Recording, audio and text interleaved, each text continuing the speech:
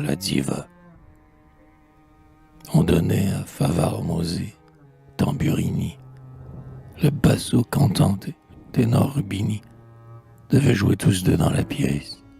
Et la salle, quand on lui élargit, faite colossale, grande comme Saint-Charles ou comme la Scala, n'aurait pu contenir son public ce soir-là. Moi, plus heureux que tous, j'avais tout à connaître, et la voix des chanteurs, et l'ouvrage du maître. Aimant peu l'opéra, c'est hasard si j'y vais, et je n'avais pas vu le Moïse français. Car notre idiome, à nous, rauque et sans prosodie, fausse toute musique, et la note hardie, contre quelques mots durs se heurtant dans son vol, brise ses ailes d'or et tombe sur le sol.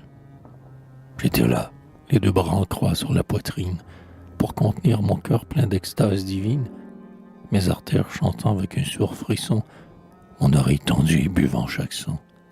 Attentif, comme au bruit de la grêle fanfare, un cheval ombrageux qui palpitait ses phares.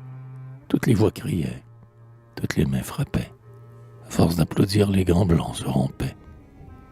Et la toile tomba. C'était le premier acte. Alors je regardais, plus net et plus exact, à travers le lorgnon dans mes yeux moins distraits. Chaque tête à son tour passait avec ses traits. Certes, sous l'éventail et la grille dorée, roulant, dans leurs doigts blancs la cassolette ambrée, au reflet des joyaux, au feu des diamants, avec leurs colliers d'or et tout leur ornement, j'en vis plus d'une belle et méritant éloge. Du moins je le croyais, quand au fond d'une loge, j'aperçus une femme. Il me sembla d'abord, la loge lui forma un cadre de son bord, que c'était un tableau de Titien ou Giorgione. Moins la fumée antique et moins le vernis jaune, car elle se tenait dans l'immobilité, regardant devant elle avec simplicité, la bouche épanouie en un demi-sourire, et comme un livre ouvert, son front se laissant lire. Sa coiffure était basse et ses cheveux moirés descendaient vers sa tempe en deux flots séparés.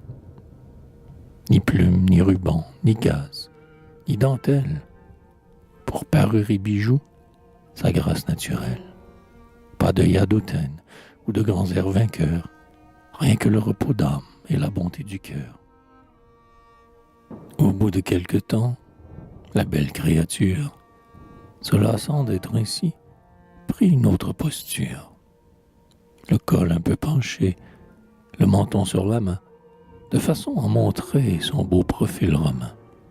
Son épaule et son dos au ton chaud et vivace, où l'ombre avec la chair flottait par larges masses. Tout perdait son éclat, tout tombait à côté de cette virginale et sereine beauté.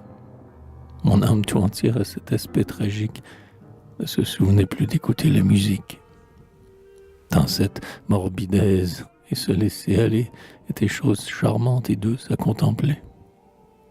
Tant l'œil se reposait avec mélancolie sur ce pâle jasmin transplanté d'Italie.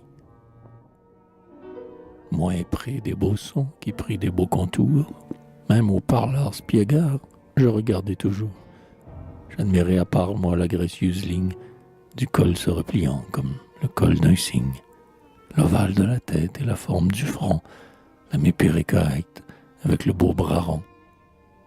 Et je compris pourquoi, s'exilant de la France, Ingres fit si longtemps ses amours de Florence. Jusqu'à ce jour, j'avais en vain cherché le beau. Ces formes sans puissance et cette fade peau sous laquelle le sang ne court que par la fièvre et que jamais soleil ne mordit de sa lèvre. Ce dessin lâche et mou, ce coloris blafard, m'avait fait blasphémer la sainteté de l'art. J'avais dit, l'art est faux. Les rois de la peinture, d'un habit idéal revêtent la nature. Ces tons harmonieux, si beaux linéaments, n'ont jamais existé qu'au cerveau des amants.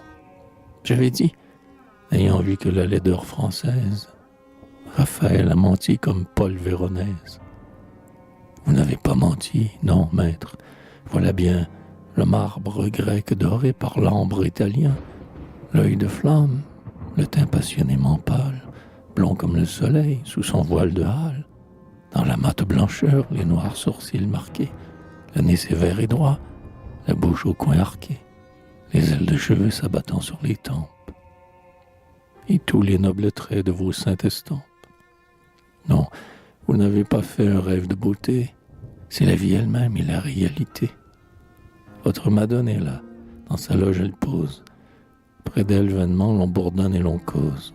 Elle reste immobile et sous le même jour, gardant comme un trésor l'harmonieux contour. Artiste souverain, en copiste fidèle, vous avez reproduit vos superbes modèles. Pourquoi décourager par vos divins tableaux ai-je, enfant paresseux, jeté là mes pinceaux et pris pour vous fixer le crayon du poète, beau rêve obsesseur de mon âme inquiète, de fantômes bercés dans les bras du désir, forme que la parole en vain cherche à saisir. Pourquoi lasser trop tôt dans une heure de doute, peinture bien-aimée, ai-je quitté ta route? Que peuvent tous nos vers pour rendre de la beauté? Que peuvent de 20 mots sans dessin arrêté? Et l'épithète creuse et la rime incolore. Ah, combien je regrette et comme je déplore de ne plus être peintre en te voyant ici, amossé dans ta loge. Oh, Julia Grisi.